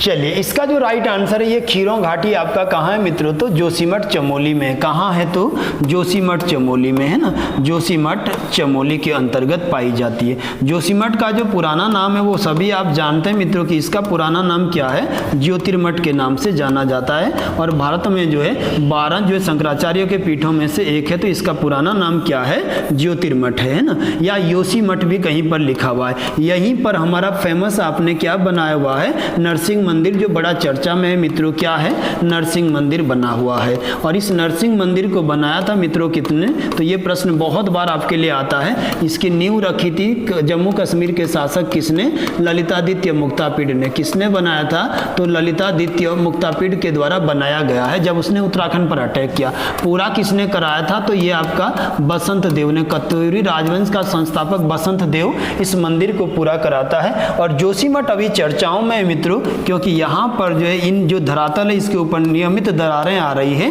तो इसी वजह से आपका उत्तराखंड का ये जोशीमठ वर्तमान समय में क्या है, चर्चाओं में बना हुआ है। क्योंकि प्राचीन काल में किसी मलबे का ढेर आकर यहाँ रुका है, हिमनद से आकर कोई ढेर यहाँ पर रुका है और उसी के ऊपर जोशीमठ शहर जो है बसा हुआ है। धारचूला भी ऐसी जगह पर है, बाद में इस पर चर्चा करेंगे। अगले प्रश्न पर चलते हैं। अगला है 44वां प्रश्न आपके लिए कि चंपासर हिमनद या ग्लेशियर तथा आरवा हिमनद या ग्लेशियर कहाँ स्थित है। प्रश्न 44वां आपका है कि उत्तराखंड में चंपासर तथा अरवा ग्लेशियर कहाँ स्थित है। ऑप्शन ए है सर ये बागेश्वर में है, ऑप्शन बी है रुद्रप्रयाग में है, ऑप्शन सी है उत्तरकाशी में है, ऑप्शन डी है चमोली में है। चंपासर तथा अरवा जो ग्लेशियर है वो उत्तराखंड में कहाँ स्थित है। फटाफट से आप मुझे क्वेश्चन नंबर 44 का आंसर बताएंगे कि सर राइट आंसर इसका क्या होना चाहिए, चंपासर और अरवा ग्लेशियर। और थोड़ा सा आप देख लेंगे कि ऐसे ग्लेशियर जो वाणी में या जो पुराने ग्लेशियर है बहुत कम वहां से प्रश्न आ रहा है, और यदि आ रहा है तो हर बच्चा उत्तराखंड का जानता है उन ग्लेशियरों को, है ना। कुछ नए ग्लेशियर जो चर्चा में आपको उनको जानना है, तो उन्हीं में से पूछा गया है कि चंपासर और अरवा जो ग्लेशियर है वो उत्तराखंड में कहाँ है। क्वेश्चन नंबर 44 का मुझे आंसर देंगे। तो इसका राइट आंसर आपके लिए बनेगा मित्रों क्या, उत्तरकाशी के अंतर्गत है। ऑप्शन सी उत्तरकाशी में है हमारा चंपासर और आपका कौन सा, अरवा जो ग्लेशियर है ना। उत्तरकाशी में ही उत्तराखंड का सबसे बड़ा ग्लेशियर कौन सा है, गंगोत्री ग्लेशियर है। ये आप सभी बच्चे जानते हैं ना, कौन सा ग्लेशियर है, गंगोत्री, जो आपका 30 किलोमीटर लंबा है, 2 किलोमीटर चौड़ा है, या 4 आप कहेंगे इसमें। यमुनोत्री ग्लेशियर आपका उत्तरकाशी में, बंदरपुंछ आपका उत्तरकाशी में है ना, और भी बहुत सारे ग्लेशियर आपको उत्तरकाशी जिले में देखने को मिलेंगे। चलिए अगले प्रश्न पर हम बात करते हैं मित्रों। 45वां आपके लिए जो प्रश्न था, 45वां जो क्वेश्चन आपने देखा, ये हमें 45वां क्वेश्चन है कि निजमुला घाटी उत्तराखंड में कहाँ स्थित है। पहला है उत्तरकाशी में, दूसरा है चमोली में, तीसरा है टिहरी गढ़वाल में और चौथा है रुद्रप्रयाग में निजमुला घाटी। फटाफट से आप सभी बच्चे जितने भी हमसे जुड़े हैं फटाफट से अपने आंसर लिखेंगे कि सर ये निजमुला वैली आपका कहाँ स्थित है। क्वेश्चन नंबर 45 का उत्तरकाशी, चमोली, टिहरी या रुद्रप्रयाग, है ना। और चलिए इसका आंसर जानते हैं सर। तो ये जो निजमुला वैली है ये आपका कहाँ स्थित है, तो चमोली में स्थित है। किस जिले में, तो चमोली में। और चमोली में आपको जानना है कि चमोली का जो पुराना नाम है ये क्या कहते हैं, इसको लाल सांगा के नाम से जाना जाता है। कौन, क्या नाम है, लाल सांगा कहा जाता है ना। यहीं पर प्रश्न आता है कि चमोली की जो स्थापना हुई वो कब हुई, 24 फरवरी 1960 को जिले के रूप में स्थापित हुआ। यहीं पर प्रश्न आता है कि चमोली जो है वो किस नदी के तट पर था, तो अलकनंदा नदी के तट पर ये शहर था। कौन सा, चमोली। यहीं से प्रश्न आता है कि जो है अलकनंदा नदी में जब बाढ़ आया, और ये बाढ़ मित्रों कब आया था, तो 1970 में, और उससे ये पूरा शहर जो है आपका तबाह हो गया था चमोली। और फिर इसका मुख्यालय हमने चमोली से कहाँ शिफ्ट किया था, तो गोपेश्वर में। और अभी चमोली का जो मुख्यालय वो कहाँ है, तो गोपेश्वर है 1970 के बाद। ये भी प्रश्न आपका बनता है। और गोपेश्वर का जो नाम है वो गोस्थल या गोपाला या गोथाला के नाम से ये जाना जाता है ना, गोस्थल, गोपाला या गोथाला इसको कहा जाता है। तो इसका राइट आंसर है आपका कि निजमुला वैली कहाँ है, चमोली में। यहीं से प्रश्न आता है कि सर चिनाब जो घाटी है वो आपकी कहाँ है, तो चमोली में। यहीं से प्रश्न आता है कि नित्याल जो घाटी है वो आपकी कहाँ है, तो चमोली में। यहीं से आता है जो माणा वैली आपका वो कहाँ है, तो चमोली में, है ना। तो इस तरह से आपका क्वेश्चन नंबर 45 आपका जो निजमुला घाटी है वो कहाँ है मित्रों, तो चमोली में। और उत्तराखंड सरकार इसको पर्यटन को बढ़ावा देने के लिए इस पर अभी जो है कार्य कर रहा है। अगला प्रश्न है 46वां कि तिलका देवी का जो मंदिर है उत्तराखंड में, ये मंदिर कहाँ पर अवस्थित है ना। अभी जो उत्तराखंड का पैटर्न है एग्जामों का, बहुत ज्यादा मंदिरों से प्रश्न बनता नहीं है, लेकिन आप फिर भी जो मोस्ट मंदिर है मित्रों वो देख के चलेंगे। तो यहाँ पर आपके लिए प्रश्न बनाया गया है कि ये जो तिलका देवी का का मंदिर है वो किस जिले में है? ऑप्शन ए चमोली, बी है उत्तरकाशी, सी है टिहरी और डी में आपका पौड़ी गढ़वाल दिया गया। फटाफट से आप सभी बच्चे अपने कमेंट बॉक्स में कमेंट लिखेंगे, जल्दी करेंगे सभी बच्चे। चमोली, उत्तरकाशी, टिहरी या पौड़ी गढ़वाल के अंतर्गत तिलका देवी का मंदिर, जल्दी जल्दी लिखें सभी बच्चे कि क्वेश्चन नंबर 46 का राइट आंसर क्या होना चाहिए ना। तो इसका जो राइट आंसर है मित्रों ये आपका क्या है? टिहरी गढ़वाल में आपका कौन सा मंदिर है? तो तिलका देवी का जो मंदिर है वो कहाँ है? तो टिहरी गढ़वाल में। और यहीं पर आप पढ़ते हैं कि यहीं पर हमारा कौन सा मंदिर बना हुआ है? तो पलेठी का सूर्य मंदिर। पलेठी का सूर्य मंदिर भी कहाँ है? तो आपका टिहरी गढ़वाल जिले में है ना। और टिहरी गढ़वाल के किस जगह पर है? तो आप पढ़ेंगे कि सर हिंडोला खाल के अंतर्गत ये देवप्रयाग ब्लॉक में पलेठी का सूर्य मंदिर है जो कल्याण वर्मन नाम के राजा के लिए या राजा ने बनवाया था। और ये फसाना शैली में बना हुआ मंदिर है पलेठी का सूर्य मंदिर। और लुलेरा गुलेरा घाटी में आता है पलेठी का सूर्य मंदिर, वो भी टिहरी गढ़वाल में है। आगे बढ़ते हैं, यहाँ से नेक्स्ट बात कर लेते हैं। अगला जो प्रश्न है आपका वो है केदारनाथ के लिए हेलीकॉप्टर सेवा कब प्रारंभ की गई थी? क्वेश्चन नंबर 47 आपका है 10 मई 2003 को, 16 अप्रैल 2003 को, 16 अप्रैल 2001 को या 16 मई 2001 को, है ना।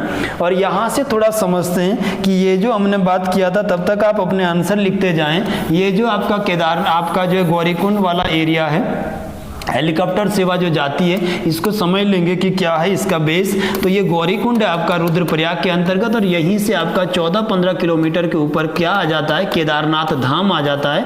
उत्तराखंड का सबसे ऊंचाई वाला धाम है ये, 3584 मीटर समुद्र तल से ऊंचाई पर स्थित है। मंदराचल की पहाड़ियों पर ये मंदिर है। यहाँ भगवान शिव का मंदिर है। शैव धर्म के लोगों को यहाँ जो है शैव धर्म के लोगों से संबंधित ये टेम्पल है आपका केदारनाथ में। और यहाँ से अभी उत्तराखंड सरकार ने करंट में पर्वतमाला योजना चलाई है। कौन सी योजना? पर्वतमाला। और उसके तहत जो रोपवे बनाया जा रहा है आपका कहां से? गौरीकुंड से लेकर और केदारनाथ तक आप रोपवे के माध्यम से जाएंगे। 9-9.5 किलोमीटर का ये रोपवे बनेगा।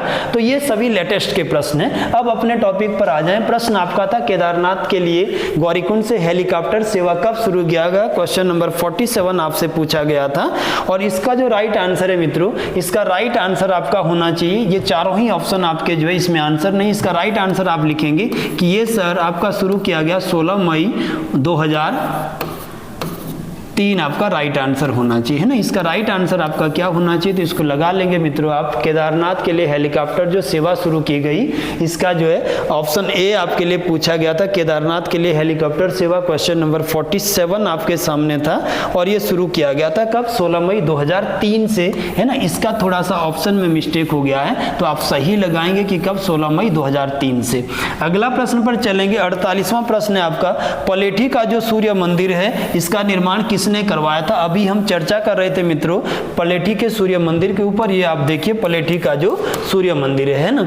ए था इसका ऑप्शन, राजा कल्याण वर्मन ने बनाया था इसको। ए कल्याण वर्मन ने बनाया था। बी मोहताब सिंह ने बनाया था। सी बाज बहादुर चंद ने बनाया था। डी देवी चंद ने बनाया था। कौन सा मंदिर? पलेठी का सूर्य मंदिर। फटाफट से आंसर लिखें कि कहाँ है ये और किसने बनाया था, है ना। चलिए सभी बच्चे फटाफट से आंसर देंगे। और इसका जो राइट आंसर होना चाहिए ये आपका जो है राजा कल्याण वर्मन ने बनाया था। किसने बनाया था? कल्याण वर्मन ने टिहरी गढ़वाल के अंतर्गत पलेठी के सूर्य मंदिर का गठन किया था। ये देवप्रयाग ब्लॉक में, मैंने आपको पहले ही बोला, ये कई बार प्रश्न पूछा गया है। देवप्रयाग ब्लॉक के हिंडोला खाल नामक जगह पर है। कहाँ पर? हिंडोला खाल नाम की जगह पर है। यहाँ पर जो है लुलेरा गुलेरा घाटी में ये मंदिर बसा हुआ। ये भी प्रश्न मित्रों आपसे पूछा जाता है। लुलेरा गुलेरा की घाटी में ये बसा हुआ है ना। यहाँ पर नाग राजवंश से संबंधित भी कुछ प्रमाण मिले हैं। इस मंदिर को बनाने का जो शैली है वो फसाना शैली में बनाया गया ये मंदिर है। तो ये सारे ही प्रश्न आपके लिए यहाँ पूछे गए हैं। अगले प्रश्न पर चलते हैं। क्वेश्चन नंबर 49 देखते हैं मित्रों। अगला प्रश्न है आपका कि ये जीएस का प्रश्न आ गया है। प्रार्थना समाज की स्थापना किस वर्ष की गई थी? प्रार्थना समाज की स्थापना कब की गई? 1875 में, 1882 में, 1824 में या 1867 में? प्रार्थना समाज किसने बनाया? फटाफट से आंसर लिखेंगे कि किस वर्ष प्रार्थना समाज की स्थापना की गई थी। सभी बच्चे अपने आंसर लिखें इस क्वेश्चन का। क्वेश्चन नंबर आपका 49, प्रार्थना समाज की स्थापना कब की गई थी? तो इसका जो राइट आंसर है मित्रों ये आपका होना चाहिए क्या 1867 ईस्वी में। किसने? तो 1867 में मुंबई में करी थी। किसने? आत्माराम पांडुरंग के द्वारा। किसके द्वारा? आत्माराम पांडुरंग के द्वारा प्रार्थना समाज बनाया गया था। कहाँ बनाया गया था? तो मुंबई में, है ना। हम समझते हैं मित्रों इसकी स्थापना कहाँ हुई थी? तो मुंबई में हुआ था, है ना। सबसे पहले आपने पढ़ा था कि सर ब्रह्म समाज की स्थापना हुआ और ब्रह्म समाज कब बनाया गया? तो 1828 या 1829 ईस्वी में राजा राम मोहन राय के द्वारा इसकी स्थापना किया गया और उसी से संबंधित आगे इसकी अनेक शाखाएं बनेगी, उसको ध्यान रखेंगे। नेक्स्ट आगे बढ़ेंगे।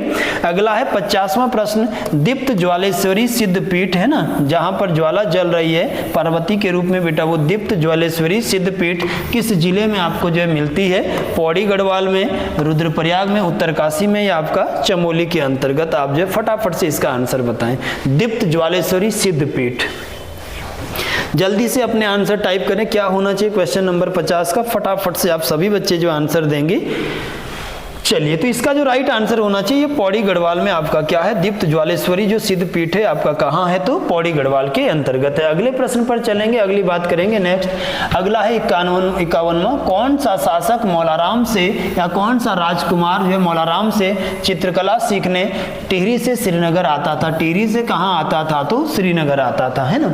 ए है नरेंद्र शाह, बी है प्रीतम शाह, सी है कीर्ति शाह और डी आपका है तो ललित शाह। इनमें से आपने बताना है कि कौन सा ऐसा राजकुमार था जो चित्रकला सीखने जो है श्रीनगर से या टिहरी से श्रीनगर आता था मौलाराम से सीखने, हैं। और इसका राइट आंसर आप सभी बच्चे जल्दी से टाइप करें कि सर क्या होना चाहिए इसका सही जवाब, है ना।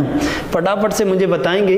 तो इसका राइट आंसर है ऑप्शन बी कि प्रीतम शाह वो पहला शासक था। प्रीतम शाह वो व्यक्ति था जो किससे, इसका पूरा नाम आप पढ़ेंगे तो कुंवर प्रीतम शाह लिखा होगा। क्या लिखा होगा? कुंवर प्रीतम शाह लिखा होगा। क्या लिखा है? तो कुंवर प्रीतम शाह, है ना। और जब हम देखेंगे मित्रों इस कुंवर प्रीतम शाह को, तो इसको जो आप जो है जब गोरखों के अटैक होंगे, गोरखा अटैक करेंगे खुड़बुड़ा के युद्ध के बाद, तो ये जो प्रीतम शाह है इसको नेपाल लेकर जाते हैं गोरखा अपने साथ, है ना, जो कि 1817 में सुदर्शन शाह के द्वारा वापस लाया जाता है। बाद में बात करेंगे। तो ये जो था ये मौलाराम से चित्रकला सीखने आते थे, है ना। और मौलाराम की बात करेंगे मित्रों तो मौलाराम का जो जन्म हुआ था ये आप सभी पढ़ते हैं कि सर 1743 में जब प्रदीप शाह शासन कर रहा था उसके समय में इसने जन्म लिया था मौलाराम ने। और प्रदीप शाह के दरबार में, ललित शाह के दरबार में, उसके बाद आपका जयकृत शाह के दरबार में सबसे अच्छे संबंध जयकृत शाह से थे, प्रद्युमन शाह के दरबार में और सुदर्शन शाह के दरबार में 6-7 परमार राजाओं के दरबार में रहेगा और 1833 में इसकी मृत्यु हो जाएगी। इसी से प्रश्न बनाया था कि सबसे बुरे संबंध इस मौलाराम के किस परमार राजा से थे? तो वो सुदर्शन शाह थे, क्योंकि ये गोरखाओं के साथ जो है ज्यादा जो है मिली भगत या ज्यादा अच्छे संबंध इसने स्थापित करे थे और इसने गोरखाओं के साथ जो है इसी कारण सुदर्शन शाह इसके सबसे ज्यादा अपोज में रहता था। 1833 में मृत्यु है, 1743 में जन्म है, सुनार इसका जाति था। वो सब पढ़ेंगे चित्रकला वाले टॉपिक में। तो इस प्रश्न का राइट आंसर आपका क्या है? प्रीतम शाह। 52वां प्रश्न है गोरखा आक्रमण के बाद प्रद्युमन शाह किस गुर्जर राजा को अपने सिंहासन की और सिंहासन व आभूषण बेचकर सैन्य सहायता प्राप्त की थी? देखो ये वाला प्रश्न बहुत ही शानदार है, सभी बच्चे इसको बताएंगे। क्या था?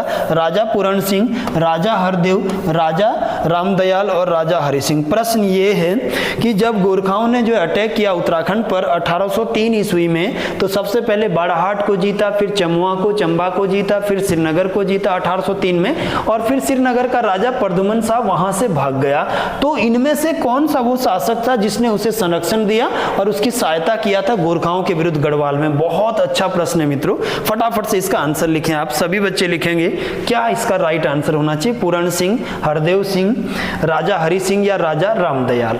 ठीक है, तो इसका जो राइट आंसर होना चाहिए ये आपका ऑप्शन डी है। हरिद्वार का जो शासक था मित्रों, लंढौरा क्षेत्र का ये राजा है, राजा रामदयाल सिंह, और इसने प्रद्युमन शाह का साथ दिया था, है ना। और इसने अपने सैनिक भी प्रद्युमन शाह के साथ दिए थे। और जब 14 मई 1804 को, कौन सा डेट है? 14 मई 1804 को लड़ा गया कौन सा युद्ध? खुड़बुड़ा का युद्ध। तो इस युद्ध में रामदयाल सिंह तथा प्रद्युमन शाह हार गए थे गोरखाओं से। तो किसने साथ दिया था? हरिद्वार के लंढौरा के राजा राम रामदयाल सिंह ने दिया था। बड़ा अच्छा प्रश्न है। इसके बाद आगे चलते हैं, यहाँ से अगली बात करते हैं। अगला जो प्रश्न है वो है 51वां प्रश्न और इसमें लिखा गया है कौन शासक मौलाराम से चित्रकला, ये रिपीट हो गए मित्रों प्रश्न वही। आगे बढ़ते हैं यहाँ से। अगला जो प्रश्न है आपका वो है क्वेश्चन नंबर 53 आपका, पंडवानी किस राज्य का लोकगीत है? जीएस से आ गया है, झारखंड का, मध्य प्रदेश का, छत्तीसगढ़ का या बिहार का। पंडवानी जो लोकगीत है वो किस राज्य का है? तो इसका आंसर बताएंगे 53 का क्या होना चाहिए, फटाफट से बताएं मित्रों 53 का आंसर क्या होना चाहिए, पंडवानी किस राज्य का लोकगीत है? जल्दी से आप आंसर टाइप करें, क्या आंसर होना चाहिए, है ना। तो चलिए यहां से बात करते हैं कि पंडवानी जो आता है सर वो छत्तीसगढ़ का क्या है, एक जो है फोल्क सॉन्ग है या लोकगीत है। 54वां प्रश्न है कि हिडिंबा पर्वत उत्तराखंड में कहां स्थित है? हिडिंबा पर्वत उत्तराखंड में कहां स्थित है? सात ताल नैनीताल में, नौकुचिया ताली, इसके ऑप्शन जरा चेंज करेंगे, ऑप्शन इसके गलत आ गए हैं, है ना। इसके ऑप्शन लिखेंगे कि हिडिंबा जो पर्वत है वो आपका पहला लिखेंगे कि अल्मोड़ा में है, इसके हिसाब से आप आंसर देंगे कहाँ है, अल्मोड़ा में। दूसरा आप लिखेंगे कि ये चंपावत में है, सेकंड आप आंसर लिखेंगे इसका कि चंपावत में है। तीसरा आप लिखेंगे कि ये बागेश्वर में है, कहाँ लिखेंगे, बागेश्वर में। और चौथा आप लिखेंगे कि ये कहाँ है, पिथौरागढ़ में। इस ऑप्शन के हिसाब से आप जवाब दें कि हिडिंबा जो आपका पर्वत है वो इनमें से किस जिले में अवस्थित है, अल्मोड़ा, चंपावत, बागेश्वर या पिथौरागढ़। क्वेश्चन नंबर 54 को आप देखेंगे सभी बच्चे कि इसका राइट आंसर क्या होना चाहिए, हिडिंबा पर्वत आपका कहां बनेगा, तो अल्मोड़ा, चंपावत, बागेश्वर या पिथौरागढ़, है ना।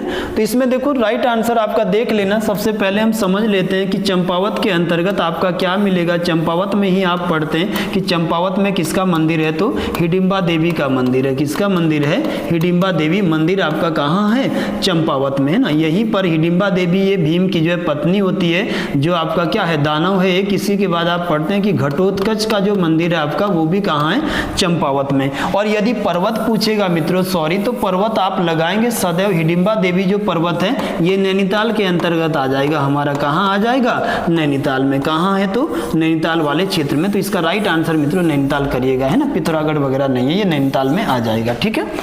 अगले प्रश्न पर चलेंगे, यहाँ से अगली बात करेंगे, नेक्स्ट बात करेंगे यहाँ से। 55वां जो प्रश्न है वो है किस स्थान का आलू गंधरायणी व जम्बू नाम से प्रसिद्ध है। बड़ा प्यारा प्रश्न और बहुत ही शानदार प्रश्न है। किस स्थान का जो आलू है वो आपका गंधरायणी वो आपका जम्बू के नाम से जाना जाता है या प्रसिद्ध है उत्तराखंड में? मुनस्यारी का, धारचूला का, देहरादून का या हरसिल का? क्वेश्चन नंबर 55 का आप आंसर देंगे सभी बच्चे कि किस स्थान का आलू गंधरायणी और जम्बू के नाम से उत्तराखंड में बेचा जाता है या भारत में बेचा जाता है। बड़ा अच्छा प्रश्न है। मुनस्यारी, धारचूला, देहरादून या हरसिल, आपको जो इसका आंसर बताना है कमेंट बॉक्स में, ठीक है ना। और इसका जो सही जवाब होना चाहिए, इसका जो राइट आंसर है मित्रों, ये आपका कहाँ है, मुनस्यारी जो पिथौरागढ़ में आलू होता है। मुनस्यारी कहाँ, पिथौरागढ़ का। और इस आलू को हम किस नाम से बेचते हैं, तो इसको हम जो है, इसके उपनाम है आपका गंधरायणी या जम्बू नाम के आलू के नाम से इसको बेचा जाता है। अगला बात करेंगे 56वां प्रश्न पर, भारतीय राष्ट्रीय कांग्रेस की स्थापना के समय कुमाऊं का कमिश्नर कौन था? बड़ा अच्छा प्रश्न है। इंडियन नेशनल कांग्रेस, पहला दिया है सर रैमजे था, दूसरा दिया है ट्रेल था, तीसरा दिया, चौथा दिया एनजी स्ट्रेमा था और एचजी रॉस था, है ना। आईएनसी की स्थापना तब तक आप देख लीजिए, ये हुआ था कब, 1885 में। कब हुआ था, 1885 में, है ना। और किसने किया था, तो इसको स्थापित करने वाला था एलन ऑक्टेवियन ह्यूम। कौन था, एलन ऑक्टेवियन, इसका पूरा नाम था वियन ह्यूम। और ये एलन ऑक्टेवियन ह्यूम जो था आपका, वो कहाँ का रहने वाला था, तो स्कॉटलैंड का रहने वाला था। कहाँ का रहने वाला था, स्कॉटलैंड का रहने वाला था, है ना। और इसने आपका जो है 1885 में, मई 1885 में आईएनसी की स्थापना किया था। इस समय जब ये स्थापना हुआ तो ये पूछ रहा है कि कुमाऊं का कमिश्नर कौन था, क्या रैमजे था, ट्रेल था या एचजी रॉस? तो इसका राइट आंसर मित्रों क्या है, ऑप्शन सी, एचजी रॉस इस समय कुमाऊं में कौन थे, कमिश्नर थे जब आईएनसी की स्थापना हुई। आईएनसी के बारे में मैं पूरा ही टॉपिक आपको समझा दूंगा। फिलहाल आगे बढ़ते हैं यहाँ से, अगली बात करते हैं नेक्स्ट। इसके बाद 57वां प्रश्न है उत्तराखंड सीरीज का सुजाताल किस जनपद में स्थित है उत्तराखंड में? नैनीताल में, अल्मोड़ा में, पिथौरागढ़ में या आपका बागेश्वर में? Question number 57। सभी बच्चे आपका अपना आंसर टाइप करेंगे। 7 में क्या होना चाहिए कि सुजाताल उत्तराखंड के किस जनपद में है? तो आपका अल्मोड़ा, पिथौरागढ़, नैनीताल या बागेश्वर। जल्दी से आंसर टाइप करें 57 में। चलिए, तो इसका राइट आंसर जो है आपका वो क्या है? अल्मोड़ा के अंतर्गत आता है। क्या सुजाताल जो आता है वो अल्मोड़ा में है ना। यहीं पर आपका नागदेव ताल जो आप पढ़ते हैं वो आपका कहाँ आ जाता है? अल्मोड़ा में। आप सूखा ताल भी पढ़ते हैं मित्रों, ये भी कहाँ आ जाता है? तो अल्मोड़ा में। हालांकि सूखा ताल 2-3 जगह दिया रहता है उत्तराखंड में, है ना। अगला प्रश्न करते हैं 58 में कि भीम की मंगरी जलधारा, ये जो जलधारा है भीम की मंगरी नाम से फेमस है मित्रों, ये आपका किस जनपद में उत्तराखंड में है? चमोली में है, पौड़ी में है, रुद्रप्रयाग में है या उत्तरकाशी में? क्वेश्चन नंबर 58 का आप आंसर देंगे फटाफट से कि क्या इसका राइट आंसर होना चाहिए। क्वेश्चन नंबर 58, भीम की मंगरी जलधारा कहाँ है? फटाफट से सभी लोग जवाब लिखें अपने कमेंट में, जितना जल्दी हो सके उतना आप अपने आंसर चेक करिए। और इसका राइट आंसर है मित्रों कि भीम की मंगरी जो आपकी जलधारा ये कहाँ है? तो पौड़ी गढ़वाल के अंतर्गत है। यहाँ से आगे बढ़ते हैं, अगला प्रश्न बात करते हैं। अगला जो प्रश्न है वो है 59 और इसको है birds eye view of Nainital किसे कहा जाता है? बड़ा अच्छा प्रश्न है। Birds eye view of Nainital किसे कहा जाता है ना। इसमें आपका डोरथी जो सीट है, नैना पीक है, देवपाटा है या आपका किलवरी चोटी है, इनमें से कौन सा ऐसा है जिसको आप birds eye view of Nainital कहते हैं? क्वेश्चन नंबर आपका 59। फटाफट से इसका आंसर देंगे कि क्या किसके लिए ये शब्द यूज होता है? डोरथी सीट माउंटेन के लिए, नैना पीक के लिए, किलवरी के लिए या देवपाटा के लिए? किसको आप birds eye view of Nainital कहते हैं? शाबाश, फटाफट से अपने आंसरों को टाइप करें। चलिए देखते हैं इसका राइट आंसर क्या होना चाहिए मित्रों। तो ये नैना पीक जो है नैनीताल के अंतर्गत एक माउंटेन पीक है, इसी को आप क्या कहते हैं? बर्ड्स आई पीक कहा जाता है। यहीं पर आप पढ़ते हैं कि शेर का डांडा पहाड़ी आपका कहाँ पड़ता है? तो शेर का डांडा नैनीताल में। यहीं पर आप पढ़ते हैं सर कि हरी वादी जो पहाड़ी वो आपका कहाँ है? तो नैनीताल में आता है ना। यहीं पर आप पढ़ते हैं कि ये जो आपका चाइना पीक है, ये चाइना पीक नाम का पहाड़ी आपका कहाँ है? तो नैनीताल में आता है ना। मोनेरा पीक भी आप पढ़ते हैं कहाँ आता है? तो नैनीताल में आता है। तो इन्हीं में से आप जो आइस बर्ड्स व्यू आपका किसको कहते हैं? तो नैनीताल को कहते हैं, नैना पीक को कहते हैं। आगे बढ़ेंगे यहाँ से, अगला प्रश्न है 60वां। भारत का एकमात्र राज्य जिसकी राजभाषा नेपाली है। जीएस का क्वेश्चन शुरू हो गया है। ऐसा एकमात्र राज्य भारत में जिसकी राजभाषा क्या है? नेपाली में जो काम कर रहा है। बड़ा प्यारा प्रश्न है। मणिपुर है, आपका मेघालय है, आपका नागालैंड है या सिक्किम है जो नेपाली भाषा में जिसकी राजभाषा क्या है? नेपाली है। फटाफट से इसके आंसर देंगे आप सभी लोग कि इसका राइट आंसर क्या होना चाहिए। तो जल्दी से आप सभी लोग आंसर देंगे इसका सही जवाब क्या होना चाहिए। कौन सा ऐसा राज्य है जो नेपाली में काम करता है जिसकी राजभाषा क्या है? नेपाली है ना। तो इसमें समझेंगे यहाँ जो राइट आंसर आपका है वो कौन सा राज्य है? तो सिक्किम राज्य। कौन सा राज्य है? सिक्किम। सिक्किम भारत का एकमात्र ऐसा राज्य है जिसकी राजभाषा क्या है? नेपाली है। किस भाषा में काम करता है? तो नेपाली भाषा में। यदि आप सिक्किम की बात करें तो 36वां संविधान संशोधन हुआ, भारतीय संविधान का 36वां कॉन्स्टिट्यूशनल अमेंडमेंट हुआ मित्रों कब? 1975 में। और इसमें हमने सिक्किम को भारत में शामिल किया। यदि आप सिक्किम का इतिहास जानेंगे तो सिक्किम अपने आप में एक स्वतंत्र देश था और जैसे जैसे चाइना ने अपने आधिपत्य किया किसके ऊपर? तिब्बत के ऊपर, तो सिक्किम ने भारत के साथ मिलने के लिए जो है 35वां संविधान संशोधन हमने सबसे पहले किया, जिसके तहत हमने सिक्किम को भारत का सह राज्य बनाया, को स्टेट बनाया, जबकि सिक्किम अपने आप में स्वतंत्र देश रहा है। और 36वां कॉन्स्टिट्यूशनल अमेंडमेंट 1975 के तहत सिक्किम के लोगों ने भूमि विस्तार से जो हम नागरिकता देते हैं, आर्टिकल जब हम 5 से 11 में पढ़ते हैं नागरिकता सिटीजनशिप, तो उसके तहत हमने सिक्किम को भारत का हिस्सा बनाया था। मित्रों सिक्किम कभी भी हमारा नहीं था, ये अपने आप में स्वतंत्र देश था। लेकिन जब चाइना कब्जा कर रहा तो इसने जो है खुद आत्मसमर्पण करके खुद भारत में शामिल करवाया था और इसीलिए आज भी इसकी जो राजभाषा आती है वो नेपाली आती है। बड़ा अच्छा प्रश्न है, पॉलिटिकल साइंस में पूरा विस्तार से समझेंगे। आगे बढ़ते हैं, यहाँ से अगली बात कर लेते हैं। इसका राइट आंसर आपका क्या है? सिक्किम है। नेक्स्ट आगे बढ़ते हैं यहाँ से, अगला जो प्रश्न है आपका वो आपके लिए है 61वां प्रश्न जीएस का। बड़ा अच्छा प्रश्न है। अल बरूनी की किताब उल हिंद किस भाषा में लिखी गई है? ये किस भाषा में लिखी गई पुस्तक है अल बरूनी की? ए है सर फारसी भाषा में, बी है तुर्की भाषा में, सी है अरबी भाषा में, डी है उर्दू भाषा में। आपसे प्रश्न पूछा है कि ये जो अल बरूनी है, इस अल बरूनी ने जो पुस्तक लिखा अपनी किताब उल हिंद, वो किस भाषा में लिखी गई? जल्दी से अपने ऑप्शन टाइप करें, क्या राइट आंसर होना चाहिए इसका? फारसी, अरबी, उर्दू या तुर्की? तो इसका राइट आंसर है मित्रों ऑप्शन ए। और ये किताब किस भाषा में लिखी गई है? तो फारसी भाषा में लिखी गई है ना। अल बरूनी की बात करेंगे मित्रों तो जब महमूद गजनबी भारत आया, कौन महमूद गजनबी? तो इस महमूद गजनबी के साथ 1010 ईस्वी में ये भारत आया था, कौन? अल बरूनी, है ना। और अल बरूनी की बात करेंगे तो इसने जो है किताब उल रहेला पुस्तक लिखी। और इसकी बात करेंगे मित्रों तो अगला, भारत में वैदिक ग्रंथों, भारत के उपनिषदों की जो अध्ययन करने वाला, भारत में पुराणों का अध्ययन करने वाला जो पहला मुस्लिम था वो कौन था? अल बरूनी, जो महमूद गजनबी के साथ भारत आया था, है ना।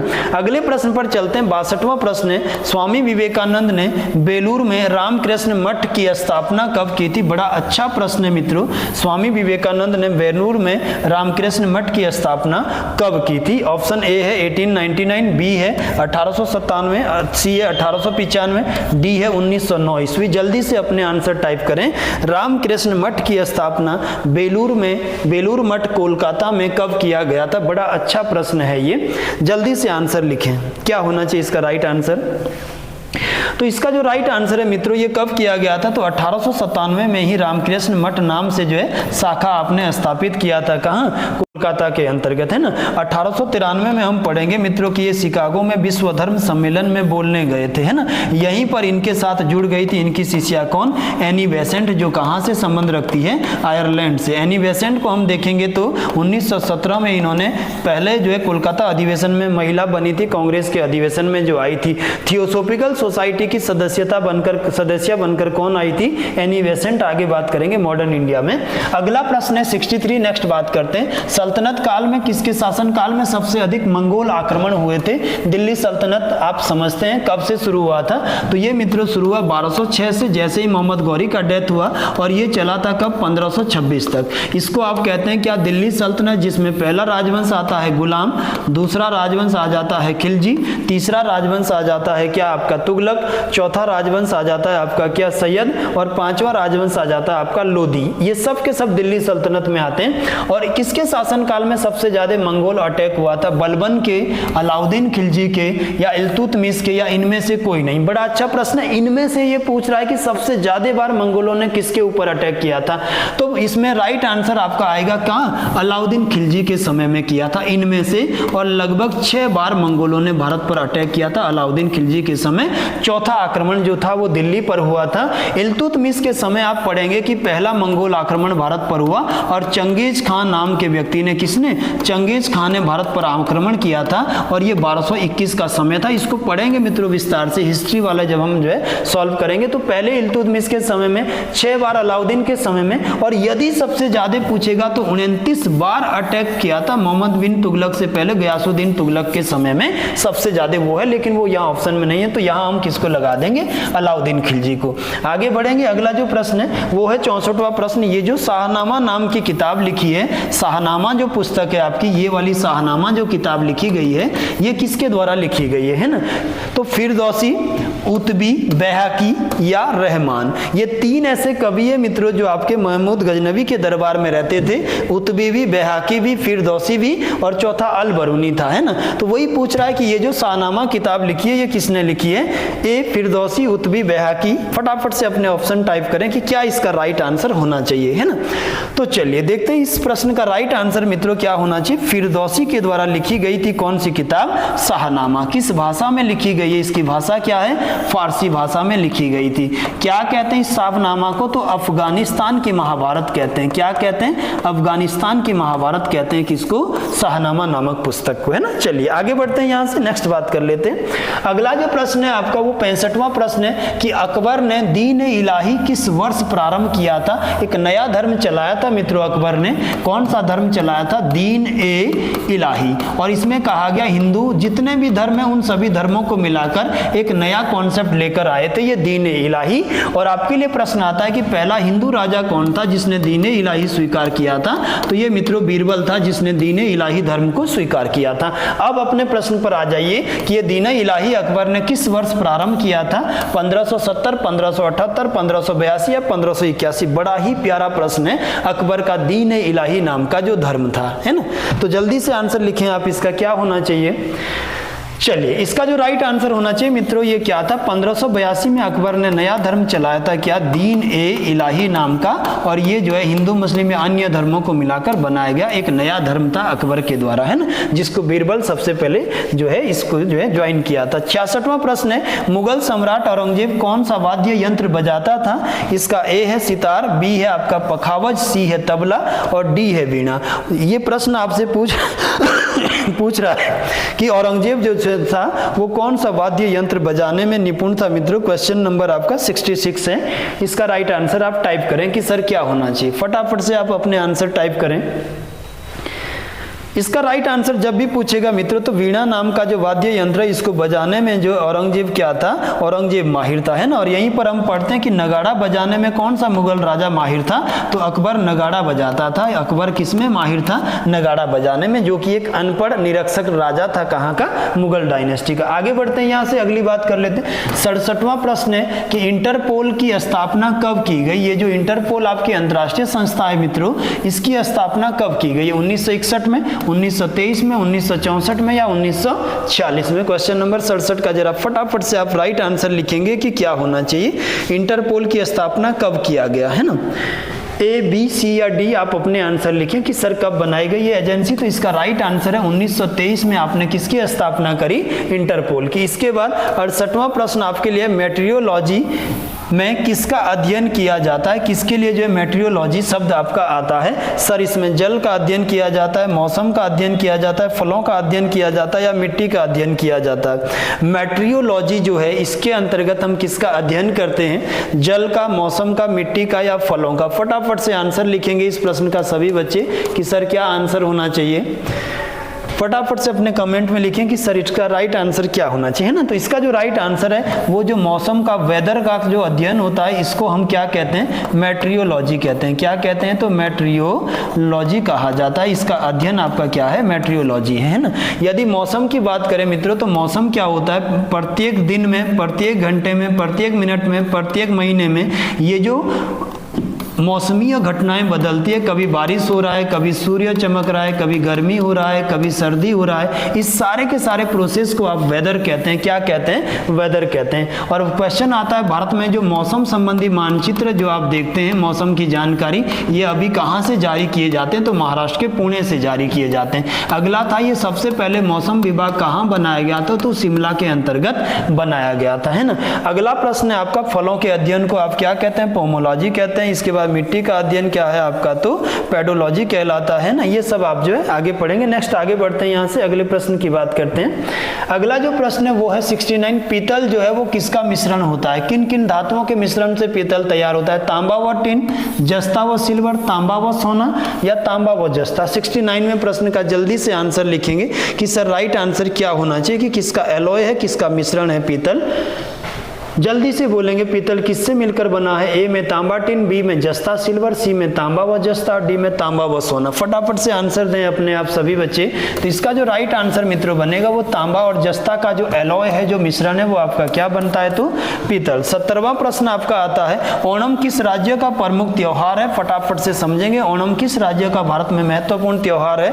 असम का है, तमिलनाडु का है, कर्नाटक का है या केरला का है। जल्दी से आंसर देंगे। ओणम भारत में किस राज्य का एक महत्वपूर्ण त्योहार है ना।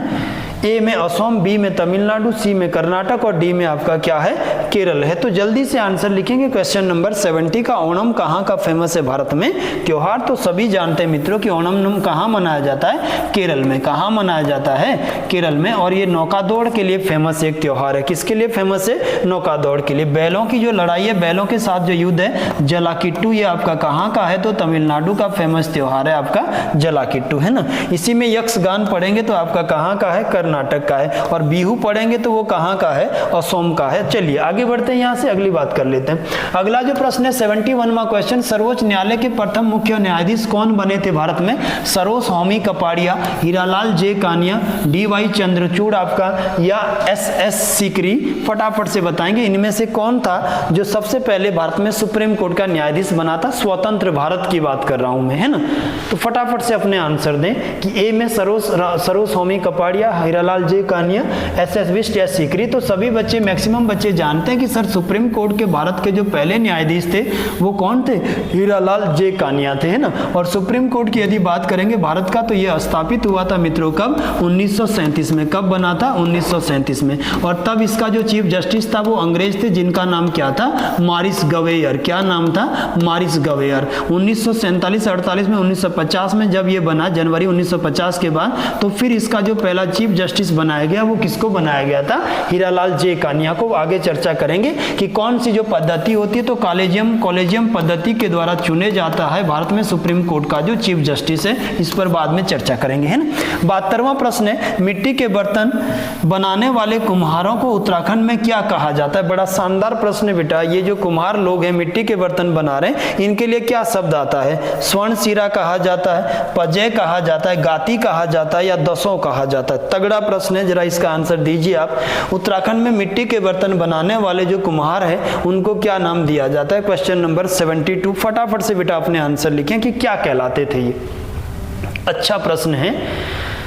मिट्टी के बर्तन बनाने वाले जो लोग हैं उनके लिए क्या शब्द आता था? तो फटाफट से लिखेंगे इसमें। इसका राइट आंसर मित्रों बी है, इनको पजय कहा जाता है। क्या कहा जाता है? ये जो मिट्टी के बर्तन बनाने वाले लोग हैं, इस तरह से इनको उत्तराखंड में पजय के नाम से जाना जाता है। बड़ा शानदार प्रश्न है, इसको ध्यान रखें। आगे बढ़ते हैं, यहाँ से नेक्स्ट बात करते हैं। अगला जो प्रश्न है वो है 73वां प्रश्न, और ये कह रहा है कि अंतरिक्ष यात्री कल्पना चावला भारत के किस राज्य की मूल निवासी थी? अंतरिक्ष यात्री कल्पना चावला, है ना। सभी जानते हैं मित्रों कि 2003 के आसपास इनका जो था कोलंबिया यान जो था वो आपका डैमेज हो गया था जब ये धरती पर वापस आ रहे थे, और इसी दौरान इनका डेथ हो गया था।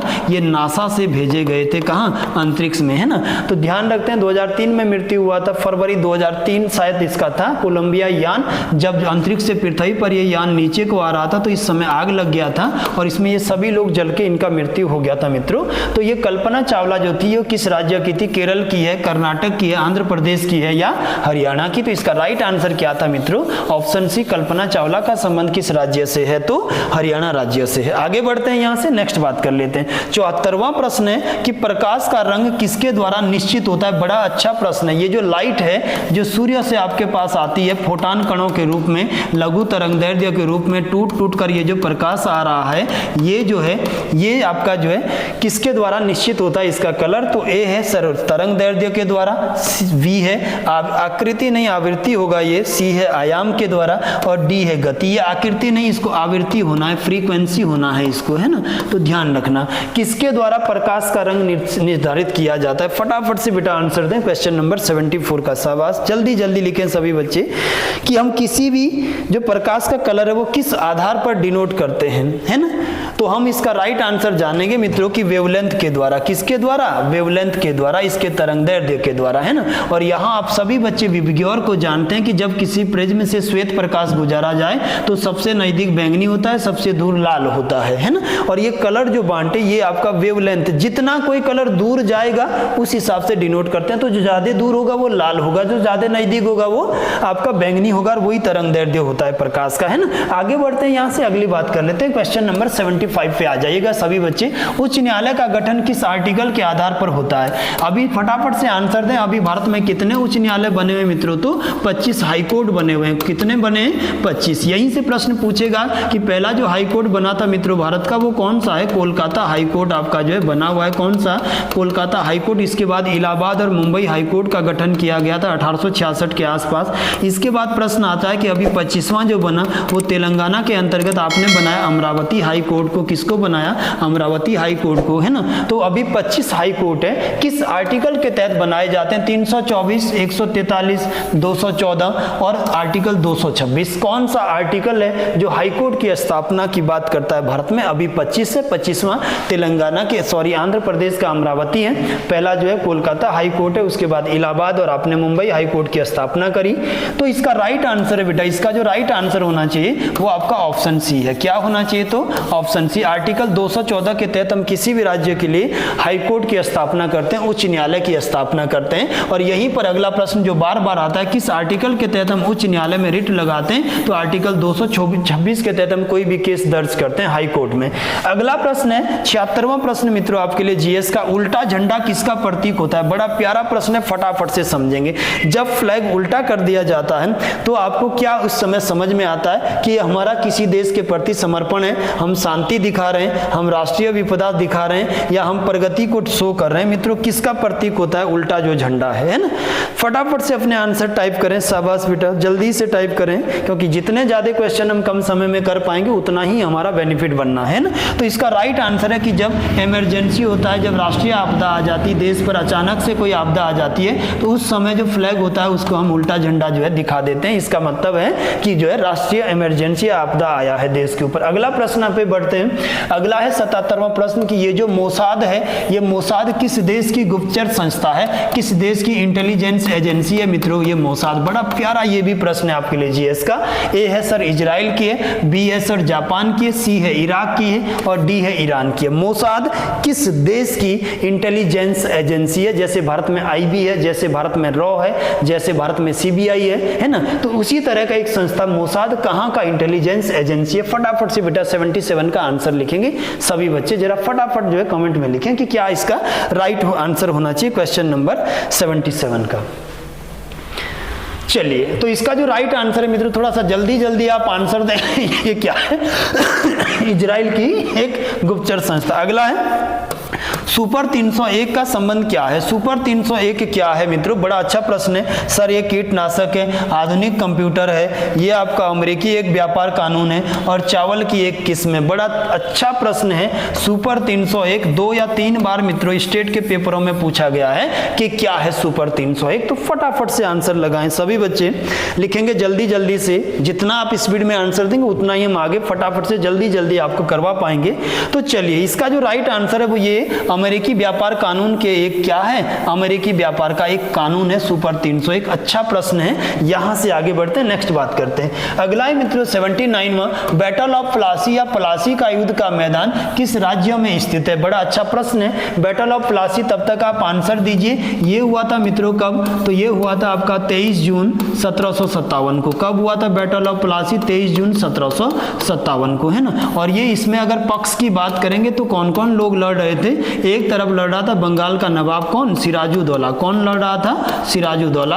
और दूसरी तरफ लड़ रहा था मित्रों मद्रास से बुलाया गया ईस्ट इंडिया कंपनी का एक क्लर्क, जिसका नाम था क्या? लॉर्ड क्लाइव, है ना। और इसमें आपका जीता था कौन? Lord Clive. तो ये पूछा गया है कि ये मैदान कहाँ है मित्रों? तो इसका ऑप्शन सी राइट आंसर होना चाहिए। गंगा नदी के तट पर जब हम जाते हैं तो गंगा नदी के बीच में एक नदिया द्वीप बना है बंगाल में। कौन सा आइलैंड? नदिया द्वीप। यहीं पर फरक्का डैम है और इसके बॉटम पर ये आपका प्लासी का मैदान है, जहां पर 23 जून 1757 को बैटल लड़ा गया। चलिए अगले प्रश्न पर आते हैं। 80वां प्रश्न की बात करते हैं कि सर्वाधिक विद्युत चालकता वाला तत्व निम्न में से कौन सा है? बड़ा प्यारा प्रश्न है। सबसे ज्यादा जो विद्युत चालकता होती है वो किसकी है? लोहे की, तांबे की, सोने की या चांदी की? सबसे ज्यादा जो विद्युत चालकता। प्यारा प्रश्न है, जल्दी से आंसर देंगे सभी बच्चे। साइंस का प्रश्न है, सबसे ज्यादा विद्युत चालकता। इसका सीधा सा मतलब है कि ये जो विद्युत सर्कुलेट कर रहा है, बिजली जो आप भेज रहे हैं, इनमें से किस वायर में सबसे तेजी से चलेगा? यदि आप साधारण शब्दों में इसको बनाना चाहें तो सर लोहा है, तांबा है, सोना या चांदी है ना। तो इसका राइट आंसर है कि सर सबसे ज्यादा जो विद्युत चालकता होती है वो किसकी होती है? चांदी की होती है। वेल डन, शाबाश। आगे बढ़ते हैं, यहां से अगले प्रश्न की बात करते हैं। अगला प्रश्न है 51वां प्रश्न है, 81वां प्रश्न है कि ताइवान देश का पुराना नाम क्या है। ताइवान जो है, ये ताइवान की यदि आप बात करेंगे मित्रों तो इस तरह से जब हम आगे जाते हैं, ये आपका, तब तक आप आंसर लिखें, ये आपका अफ्रीका वाला मैप आ जाता है, ये आपका यूरोप यहाँ पर आ जाता है, इटली वाला पार्ट आ जाता है, ये आपका अरब का प्रायद्वीप आता है, दुनिया का सबसे बड़ा प्रायद्वीप, यहाँ से आगे जाते हैं ये भारत आ जाता है, और भारत से आप आगे चलते हैं तो नीचे मलेशिया कंबोडिया आ जाता है, और ये आपका उत्तरी कोरिया दक्षिणी कोरिया आ जाता है। तो यहाँ पर है ताइवान, ये वाला है द्वीप है ताइवान, जिसके ऊपर चाइना रोज अपना अधिकार दिखाता है और डेली आप जो चर्चा में रहा मित्रों, ये ताइवान है। इसका पुराना नाम क्या था ये पूछा गया है। सरघाना था, सरश्याम भूमि था, फार्मोसा था या पर्सिया था। शाबाश, फटाफट से बोलेंगे, है ना। तो इसका जो राइट आंसर है बेटा ये आपका क्या होना चाहिए, ऑप्शन डी इसका होना चाहिए, है ना। तो चलिए इतने ही प्रश्न आपके पास थे। इसके बाद कंप्यूटर, रीजनिंग और हिंदी के जो प्रश्न है वो आपके सामने जीएस चौहान सर इसको जो है पूरा कराएंगे। आप सभी बच्चों का, सभी लोगों का, जितने भी लोग हमारे चैनल को वॉच कर रहे हैं, आप सभी का धन्यवाद, सभी का शुक्रिया। और कृपया इस ध्रुवनाच एजुकेशन एकेडमी को आप सभी लोग लाइक करें, सब्सक्राइब करें, और आप हमारे प्रयास की जो है बताएं कि किस तरह का आपको ये प्रयास लग रहा है ना। तो आगे जो आपके लिए कंटिन्यू करेंगे वो जीएस चौहान सर करेंगे। इसके बाद का जो बचा हुआ है हिंदी, रीजनिंग और कंप्यूटर के कुछ 2-4 प्रश्न इसमें बच गए हैं। चलिए ठीक है, आप सभी लोगों का धन्यवाद। नेक्स्ट मिलते हैं अगली क्लास में।